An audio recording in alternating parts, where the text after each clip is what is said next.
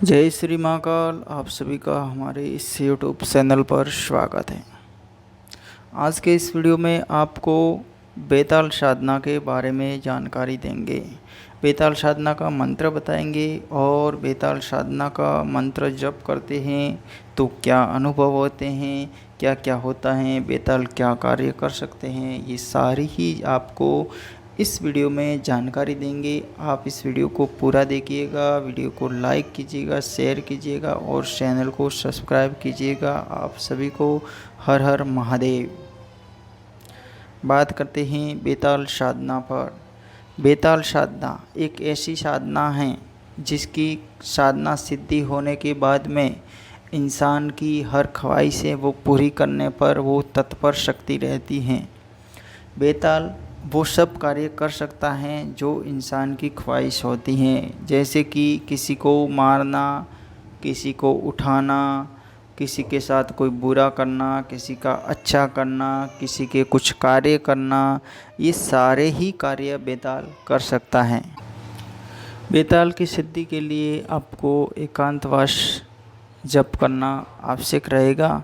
उसके अलावा उसके कुछ भोग होते हैं जिसमें ज़्यादातर वो गोश्त का भोग भी लेता है और शराब का भी लेता है। अगर आप गोश्त के भोग और शराब के भोग से उसका आगमन करते हैं तो उसकी जल्दी सिद्धि होती है। इसके अलावा बेताल साधना करते हैं तब कुछ अनुभव भी होते हैं। मान लीजिए आपने बेताल की साधना कर ली और जब साधना कर रहे थे, मंत्र जप कर रहे थे, उस समय आपको कुछ भी अनुभव नहीं हुआ, लेकिन जब आप सोएंगे उस समय आपको 100% के तौर पर अनुभव होंगे। और वो ऐसे अनुभव होंगे कि कोई जानवर है आपका पीछा कर रहा है या आपके सामने आ रहा है बार बार, और वो कुछ ही समय बाद में वो इंसानी रूप के साथ में आपको दिख रहा है, फिर कुछ ही समय के बाद में किसी और रूप में आपको दिख रहा है। तो ऐसे ये सारे ही जो होते हैं अनुभव वो बेताल साधना में आपको देखने को मिलेंगे, जिसमें जानवर भी होगा, इंसान भी होगा, वापस जानवर होगा, या कोई भूत प्रेत भी होगा जो आपका पीछा करेगा या आपके आगे आएगा, आपसे कुछ करेगा। ऐसे सारे कुछ अनुभव होते हैं। लेकिन ये अनुभव तब तक आपको, अगर आपका मतलब जो इष्ट बल प्रबल है, शक्तिशाली है, तो ही ये अनुभव आपके पक्ष में रहेंगे, वरना आपका वो सपना एक ऐसा सपना बन जाएगा कि आपको वो साधना छोड़ने पर मजबूर कर सकेगा। इतना एक मन में डर और खौफ पैदा हो जाएगा। इसलिए आप पहले अपने इष्ट बल की शक्ति को बढ़ाएं, इष्ट बल को मजबूत करें, उसके बाद में बेताल साधना करें। मेरा उद्देश्य केवल आपको इस साधना के बारे में जानकारी देना है, क्योंकि बिना जानकारी के आप उस साधना में जाएंगे तो आपको क्या अनुभव होंगे, कैसे होंगे, आपके जीवन पर कुछ उसके उल्टे प्रभाव भी पड़ सकते हैं। बेताल साधना में बहुत बुरे प्रभाव पड़ते हैं और ऐसे ऐसे सपना आते हैं कि इंसान की ज़िंदगी परिवर्तन हो जाती है, वो कहीं से कहीं कुछ करने को आतुर बन जाता है। जब रात्रिकालीन में आपको ऐसे सपना आएंगे तो रात्रिकालीन में आपकी नींद है वो हराम हो सकती है, आपके मन में डर बैठ सकता है, हो सकता है आप बीमार पड़ सकते हैं। बेताल साधना के डरावने अनुभव होते हैं और जिन जिन्नात के हैं तो वो भी बहुत डरावने अनुभव होते हैं। उसी प्रकार से जिन जिन्नात के भी अनुभव होते हैं और उसी प्रकार से मशानी क्रियाएं होती हैं, जो मशान जिसको कच्चा कलुआ भी कहते हैं, उसमें भी बहुत बड़े और डरावने अनुभव होते हैं। बस उसके अनुभव मैंने पहले के वीडियोज़ में बताए हैं, जो कि ये साधनाएँ सारी साधनाएँ हैं जो हमारी स्वयं की हुई साधनाएँ होती हैं और हमें इन साधनाओं का अनुभव होता है।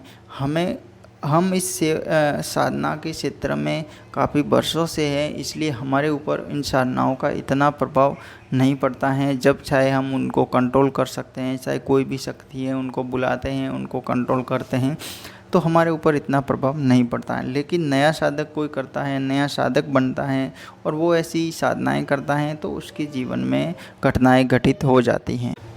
अगर आप बेताल को बुलाना चाहते हैं, उनकी साधना करना चाहते हैं, तो आप अगर शॉर्ट तरीके से भी आप इनकी साधना करते हैं तो भी आपको वो सिद्ध हो सकता है, उसका आगमन हो सकता है।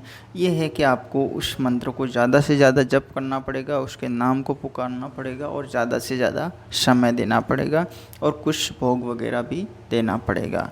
मंत्र के लिए आप सुन लीजिएगा, जैसे ओम बेतालेश्वर महाबेताल होम फट स्वाहा। ये एक सामान्य बेताल है जिसमें कोई भी बेताल जो भी आपके आसपास में होगा वो बेताल आपके प्रति आकर्षित होगा और वो आपके साथ में जुड़ेगा।